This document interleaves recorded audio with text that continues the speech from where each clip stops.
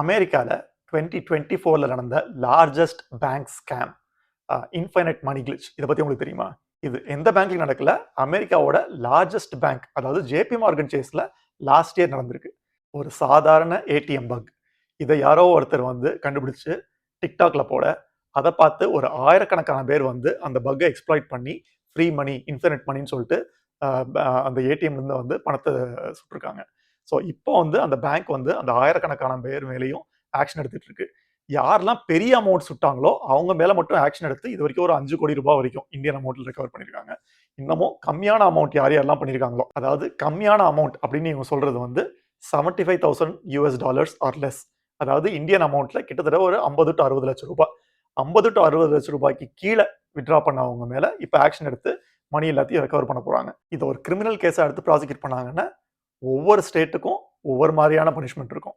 இப்போ நான் ஒர்க்குக்காக நியூயார்க் வந்திருக்கேன். நான் பின்னாடி நீங்கள் என் பேர் ஸ்டேட் பார்க்கலாம். நியூயார்க்கோட ரூல்ஸ் படி இந்த மாதிரி ஒரு செக் ஃப்ராட் கிரிமினல் கேஸுக்கு வந்து 25 இயர்ஸ் வரைக்கும் இம்ப்ரிசன்மெண்ட் உண்டு. என்ன நடந்துச்சு ஃப்ராட் அப்படின்னு கேட்டிங்கன்னா, இப்போ அமெரிக்காவில் ஒரு சிம்பிள் எக்ஸாம்பிளாக சொல்கிறேன். இப்போ எனக்கு வந்து 2 பேங்க்ல அக்கௌண்ட் வச்சிருக்கேன்.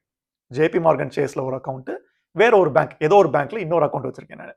இப்போ டிபிக்கலா ஒரு பேங்க்ல இருக்கிற செக்கை தூக்கி நான் இன்னொரு பேங்க்ல போட்டேன்னா அந்த பேங்க் செக் கிளியர் ஆகிறதுக்கு 4 to 6 days ஆகும். நீங்க cash me if you can film பார்த்துருந்தீங்கன்னா உங்களுக்கு தெரிஞ்சிருக்கும். டாம் ஹேங்க்ஸ் அண்ட் டிகாப்ரியோ, அந்த வில்லியம் அபிகேல்ங்கிறவர் வந்து இந்த செக் ஃப்ராடை வச்சு எப்படிலாம் எக்ஸ்ப்ளாய்ட் பண்ணியிருப்பாரு. அதுக்கப்புறம் அவரே எப்படி ஃபெடரல் பியூரோ ஆஃப் இன்வெஸ்டிகேஷன்ல இந்த செக் ஃப்ராட் டிபார்ட்மெண்ட்லேயே வந்து he got a job and then he actually help the banks avoid such crimes அப்படிங்கிறது வந்து அந்த ஃபிலிம் ரொம்ப கிளியராக போட்டிருக்கும். அதே கான்செப்ட் தான் ஒரு 20-30 வருஷம் கழிச்சு இன்னமும் போன வருஷம் நடந்திருக்கு. என்னன்னா, இப்போ நான் ஒரு பேங்க்ல இருக்கிற செக்கை இன்னொரு பேங்க்ல போடுறேன் அப்படின்னா அந்த செக் கிளியர் ஆகிறதுக்கு 4 to 6 days ஆகும். எந்த பேங்கா இருக்கட்டும். ஓகே, 4 to 6 days ஆகும். இப்போ ஒரு செக் வந்து நான் ஒரு $5,000 ஒரு செக் போடுறேன் அப்படின்னா அமெரிக்கன் லா படி அடுத்த நாளே $225 மினிமம் $225 வந்து அவைலபிளா ஆக்கிடணும். ஓகே, உங்க செக் கிளியர் ஆகிறதுக்கு 4 to 6 days ஆகும். ஆனா நான் வந்து ஒரு டெய்லி லேபரரா இருப்பேன். நான் என்னோட பே செக்கை நான் வந்து டெபாசிட் பண்ணலாம். நீங்க டெபாசிட் பண்ணி அது 4 to 6 days உங்க பேப்பர் ஒர்க் பண்ற வரைக்கும் நான் வெயிட் பண்ண முடியாது அப்படிங்கிறதுக்காக அமெரிக்கன் லா படி மினிமம் $225 வந்து அவைலபிளா ஆக்கிடணும். இந்த ஃப்ராட்ல என்ன நடந்திருக்குன்னா, இந்த ஜேபி மார்கன் சேஸ்ல நீங்க அந்த செக்கை கொண்டு போய் பேங்க்ல கொடுக்காம ஏடிஎம்ல டெபாசிட் பண்ணீங்கன்னா நீங்க என்ன செக் அமௌண்ட்டோ அது இமிடியேட்டாவே உங்களுக்கு அவைலபிள் ஆகியிருக்கு. ஓகே, இதை யாரோ ஒருத்தர் முன்னாடி சொன்ன மாதிரி கண்டுபிடிச்சு டிக்டாக்ல போட்டாரு. அதாவது நீங்க போடுற செக்ல எவ்வளோ அமௌண்ட் இருக்கோ அந்த அமௌண்ட் உங்களுக்கு இமிடியேட்டாவே அவைலபிளா இருக்கு. அதனால ஒரு ஃபேக் செக் எழுதி நீங்க உங்க அக்கௌண்ட்ல போட்டுட்டு அந்த பணத்தை வித்ரா பண்ணிக்கலாம் அப்படிங்கிற மாதிரி ஒருத்தர் வந்து டிக்டாக்ல போட, இதை பார்த்து ஒரு ஆயிரக்கணக்கான பேர் ஃபேக் செக்ஸ் எழுதி அவங்களோட ஜேபி மார்கன் சேஸ் அக்கௌண்ட் ஏடிஎம்ல போய் வித்ரா பண்ணி அதெல்லாம் பண்ணியிருக்காங்க. இதுல என்ன ஒரு பெரிய பிரச்சனை என்ன, உங்க அக்கௌண்ட் யாரோட அக்கௌண்ட்டுங்கிறது அந்த பேங்க்குக்கு தெரியும்.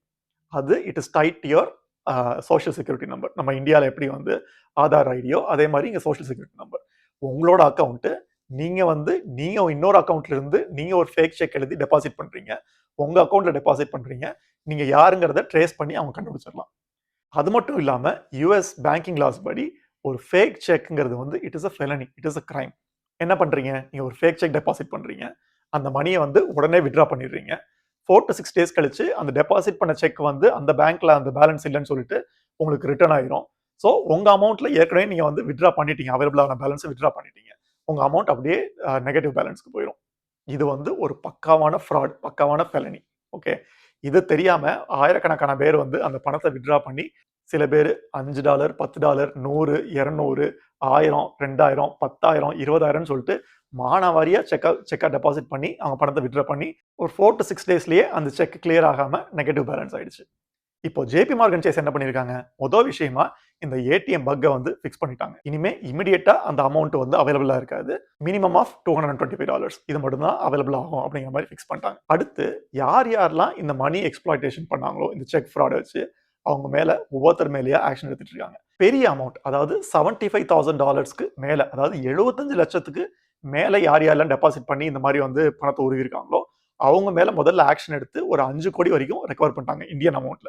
இப்போ அடுத்து யாரெல்லாம் $75,000 கீழே, அதாவது நம்ம ஊர் கணக்குப்படி கிட்டத்தட்ட வந்து ஒரு 50 to 60 லட்சம் ரூபாய், 50 to 60 லட்சம் ரூபாய்க்கு கம்மியா ஃபேக் செக் டெபாசிட் பண்ணி பணத்தை சுட்ட எல்லார் மேலேயும் இப்போ ஒவ்வொருத்தர் மேலேயும் ஆக்ஷன் எடுத்துட்டு இருக்காங்க. இவ்வளோ டெக்னாலஜி அட்வான்ஸ்மெண்ட்ஸ் இருக்கிற யூஎஸ்ல இந்த மாதிரி நடந்திருக்கா? அதுவும் லார்ஜஸ்ட் பேங்க் ஜேபி மார்கன் சேஸ்ல 2024ல நடந்திருக்கா அப்படின்னு பார்க்கும்போது ரொம்பவே ஆச்சரியமாகவும் ஃபன்னியாகவும் ரொம்ப வருத்தமாகவும் இருக்கு. இந்த ஃப்ராடை நான் என்னோட அக்கௌண்ட்ல தான் பண்றேன். நான் 4 டேஸ்லயே அவங்களுக்கு தெரிய போகுது இந்த மாதிரி வந்து செக் பவுன்ஸ் ஆக போகுதுன்னு. என் பின்னாடி வந்து லீகல் ஆக்ஷன் எடுப்பாங்க அப்படிங்கிற ஒரு ஃபண்டமெண்டல் புரிதல் கூட இல்லாம ஆயிரக்கணக்கான பேர் வந்து இதுல பண்ணி மாட்டிட்டு இருக்காங்கிற பார்க்கும்போது ரொம்பவே வருத்தமா இருக்கு. ஸோ இதை ஷேர் பண்ணணும்னு நினைச்சேன் நான் உங்களுக்கு. தேங்க்யூ.